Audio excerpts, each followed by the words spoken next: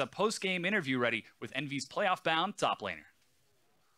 Thank you very much, gentlemen. Great cast on the day. Kobe, thanks for swapping in as well. But it's all about Envy right now as they lock in their spot in the playoffs. In the end, you will be facing Cloud9. But I want to start off here before we get to that question.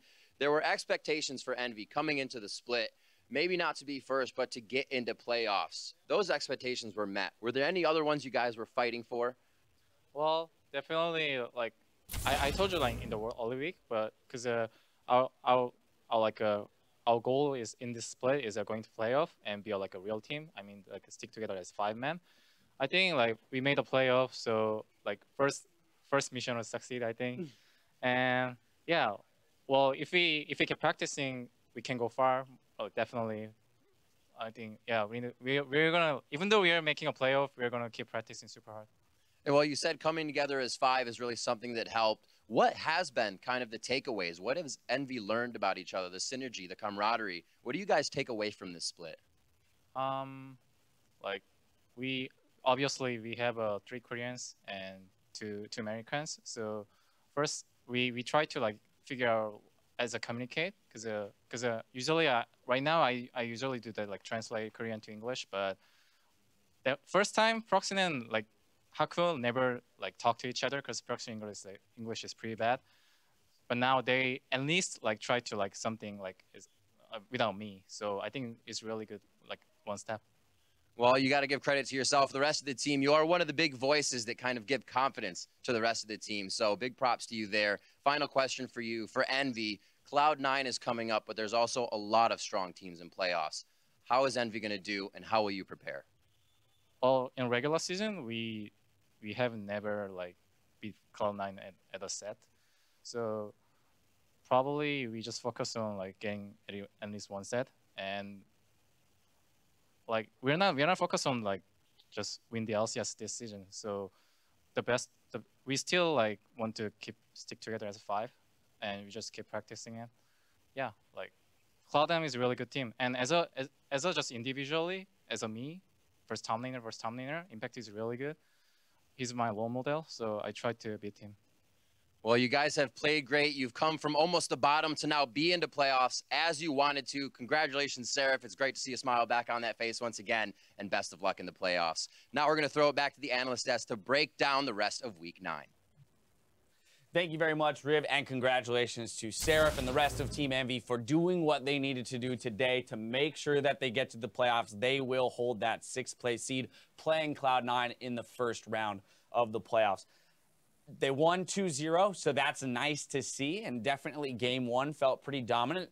Game 2, Equifox had a bit better of an answer. At least the Vladimir was causing them a lot of issues in the mid lane from Froggen. And the Soraka as well. Just it seemed like that really threw their bot lane for a loop. They were losing a lot of fights down there. The junglers went down there. There was a lot of different action going on, all centered around I do Soraka. think it's a bit uncharacteristic, though. Not spell shielding, almost a right up there arrow that you can see it get to you, and getting killed like that is not something that you would expect that a lot. So yeah. I think well, he had a fantastic spell shield near the end of the game. Oh on yeah, the inhib. He picked it up. Yeah, he made up for it. But I agree with you. Yeah, it's definitely a little uncharacteristic. It set them a little bit behind and definitely made the game a little bit more difficult than it needed to be. Of course, Equifox still riddled with issues, and we saw that even with advantages created, even Love with that word, riddled, yes, yeah, exactly.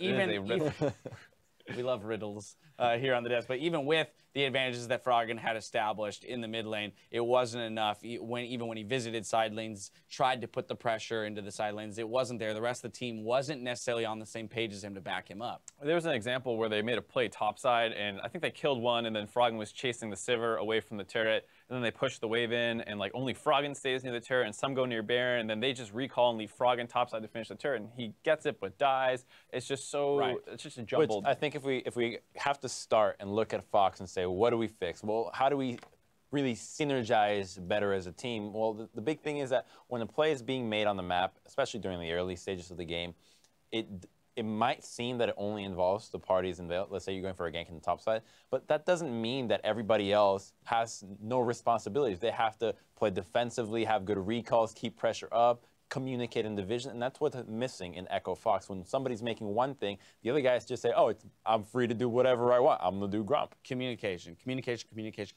I, during this game, went out into the studio to just kind of get the perspective of watching the game from in there. And while you're in the studios that are here, you have an opportunity to look at the player cams very easily, right? They're just right in front of the pods.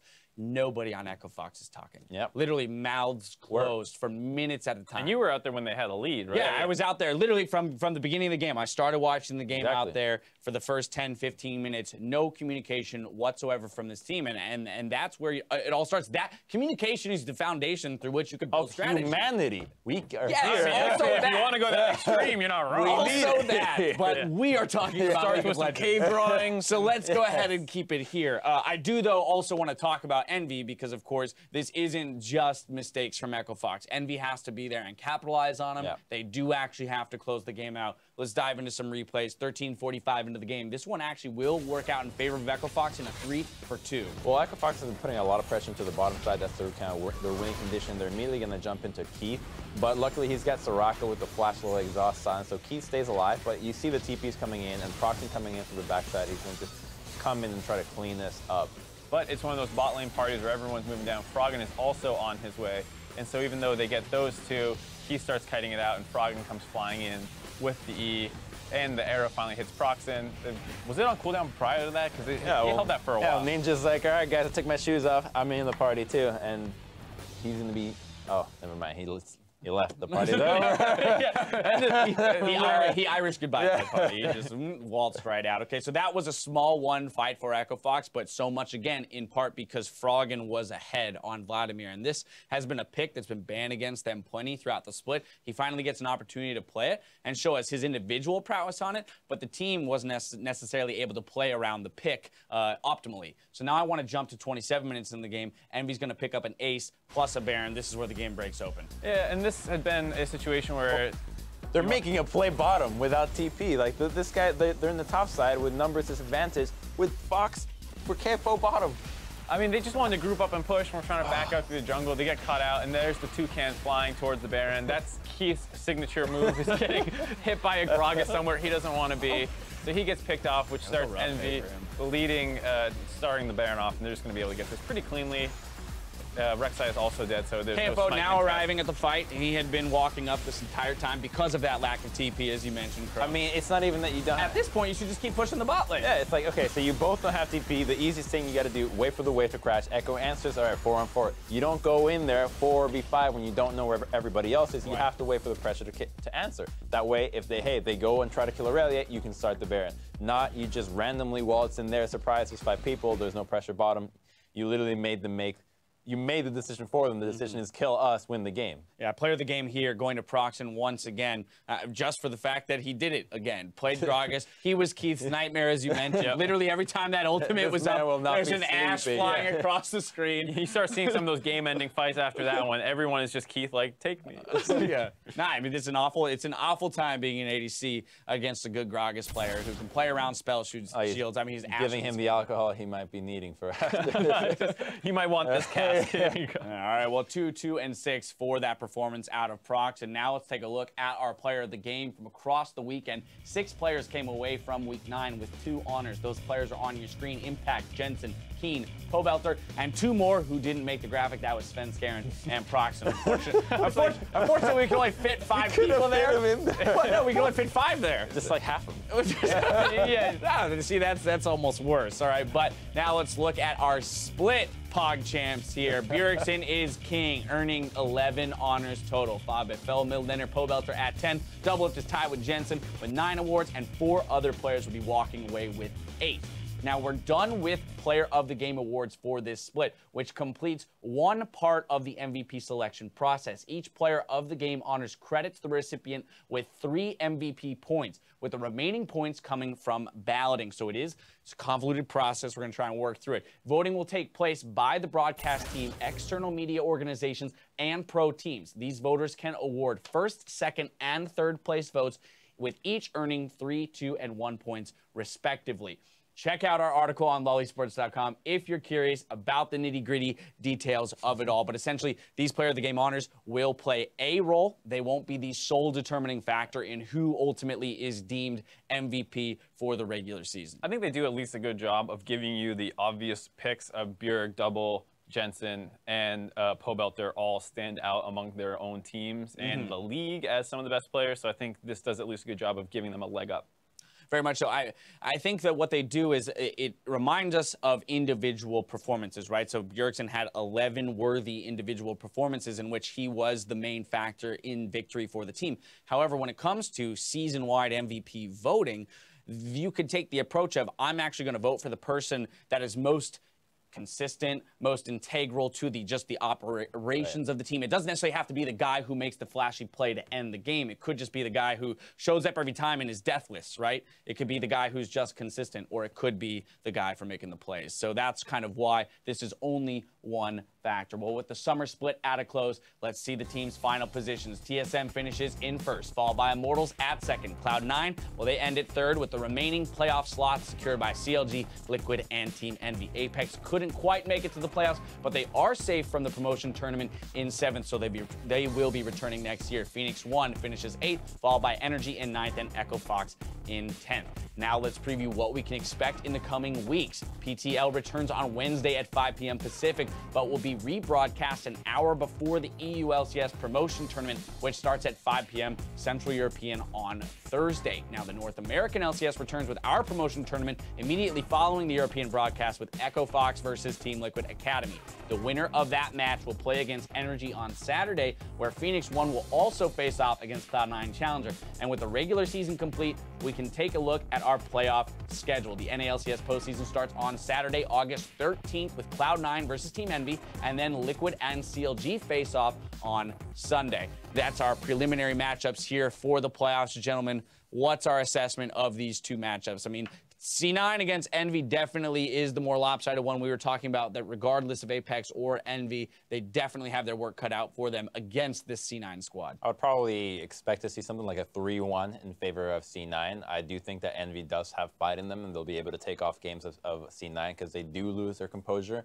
every once in a while. And for the other side, I mean, that one's just a coin flip. Both these teams looked lost in the water. Yep. I think that's what the strange part is. These two teams, they kind of mirrored each other all season long, where they start really bad and they start improving a lot throughout the middle of the season. And just when you're getting hopeful that they turn the corner, they both have this weird week 9 where they don't look that great. So I think both teams have a lot of work to do. Obviously, there's a massive patch coming that changes fundamentally how you have to approach it. Yeah, so I think a lot of this will come down to who adapts better to the patch. I think that it's going to... I'm very curious about the mid lane matchup for the C9 versus Envy game. Just a question of whether or not Pyrian can keep Jensen in check. Ninja. Or Ninja, rather. Sorry, my bad. But yeah, Ninja against Jensen, whether or not he can keep Jensen in check. As we've seen, when Jensen is on, he is on. He can be the most terrifying mid laner in the North American LCS. And then with the introduction of the Vel'Koz pick, will Ninja either find an answer or pick up the Vel'Koz himself, as you were questioning earlier? I mean, this man can play pretty much anything, it seems. So I feel like he'll just pick whatever he feels like. That's true. The Envy special is that they can all play anything. He just flexes everything, and next thing you know, you just never know it's safe to pick the Vel'Koz. I mean, that might be a small advantage, but the other thing is the Vel'Koz generally does well in most matchups, and it's about the team comp being safe to pick against. I think when it comes to the CLG versus Team Liquid matchup, got to give the edge to CLG just for their most recent performances in playoff situations, right? So taking last year's summer playoffs as well as this year's spring playoffs, I would have to say that that organization, those players with their veteran status, will be able to operate within the confines of a best-of-5 playoff scenario more comfortably. Well, even today's games speak better for CLG than Team Liquid. I mean, almost getting perfect game where you're trying to make yourself a case to be the third best team in the region is not a good place to be. No. Yeah, I mean, you've seen higher highs out of the CLG team. They were competing internationally at the highest level at MSI, and the Team Liquid team has gotten never past the semis. They always seem to be doing really well. They hit semis, and they somehow lose there, and they get knocked in a third, fourth place match. Varying success levels there, but they've never, ever had the high highs that CLG has had, and so I think you have to give it to CLG as the favorite in that series. Very much so. All right, well, earlier in the day, we asked you at home to submit some of your favorite moments from the split. Turns out there were a lot, and we'll continue to visit this thread throughout the playoffs, but we've got a couple to show you tonight. First is from Itza Kodal TV, who remembers... Full AD J4 from Ray with Keen Zillion. Let's take a look at the dunk master himself. He's basically Rengar ranges away from this Jarvan. And that's a Oh my god! And this through the traps of his own teammate. I love the commentary. Oh, that's the best part. Through the traps of his own teammate. I remember I was driving during this time. I had it on my phone, and I was like, "What is happening in this game?" Because Freak was losing his mind that Oh my whole God, time. It was nuts. so crazy. Yeah, I feel like Freak always gets those games, the ones that make his voice go kaput. But either way, we saw the J4 make a return today, so it's a very fitting tweet to match that performance, which happened weeks ago, to the J4 performance today out of Ray. Replace Stixay with Lod, and you get the same result. There's a therapy group going around the LCS for people who played against Ray's people Jarvan. who were playing against Ray's Jarvan and then Gragas's as AD carries. Getting Keep just blown all over the map, just no control of where Gotta I go with am. the Urgot. Never get blown up. There you go. Or you just say, yeah, easy repositioning. All right, and next, our tweet comes from Relentless Apex, highlighting one of our rookies, BioGod's Bard ult to win the third game against Immortals. Let's check out that Tempered Fate. There's a lot of them, TSM. I think they found a catch. Here comes Pobelt. Very tanky though, but Pobelt are looking to blow people up. Bjergsen with another kill! Tempered Fate on the 2. Hootie diving back in, but the damage is massive, TSM! I got knocked up. Go on Olaf, go on Olaf.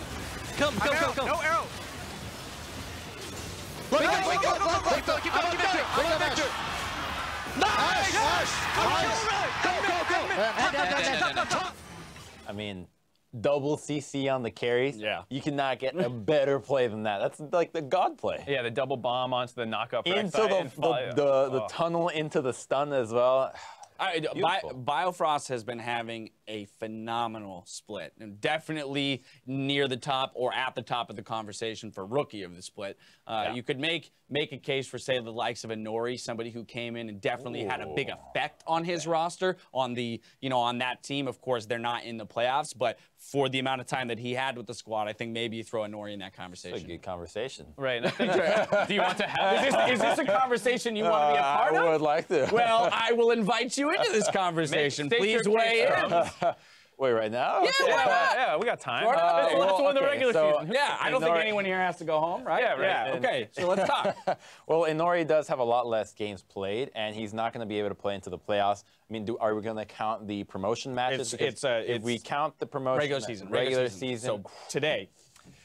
I would say to date. Well, who else do we have besides Inori and Biofrost? I don't know. With the conversations between the two of them. Okay, I would just have the conversation, Crumbs. Crumbs is a question master. Just He like, really we is. have this conversation with these rules, and I'm the host. right. I ask the questions. You're supposed to have the answers. All right, I got right. answers. right, I would go with Biofrost. Okay. Because he has much higher expectations out of him. And as a rookie, that's one of the biggest things that you look for. It's like, can these guys fill the shoes of the team? And obviously, TSM, one of the biggest teams here. Right. Just being able to fit into that role so seamlessly, I think is really impressive. Whereas Inori, while he has less games and has had some showings that are a little bit shaky, I don't think Biofrost has had as many shaky games. Right. And Inori, while he is really a catalyst for his team, I don't think he's really reached the level where he can just spearhead a game that consistently. Nori, when he joined the team, they were 0-9 basically, and he got them to be 5-4. believe it was in the second half of the season. I'm almost positive of that. Yes, but it is. It's 5-2. Yeah, so I think if you look at that and say, okay, let's say they go 4-5 the first half, you see a 9-9 roster. They're in the playoffs, right? So you can say that he totally revamped that team. But at the end of the day, I do agree with Crumbs that the expectations on Biofrost weren't huge. Like, he's going to lead this team, but he can't fail. He can't afford to fail. And like, we have such a powerful roster that had been to the finals the split before. Like, if you come in and start struggling, we've seen rookies crumble before, and he's actually been a huge asset to them. And it's not, look, this is not an easy conversation. I don't think that is an easy answer. We're going to have to continue this conversation off air, but both of these gentlemen have had fantastic splits for themselves in their rookie season. That's going to do it for our show today, though. So on behalf of myself, our analysts, the casters, and the entire live broadcast crew, thank you for watching the regular season with us, and we'll see you guys next week.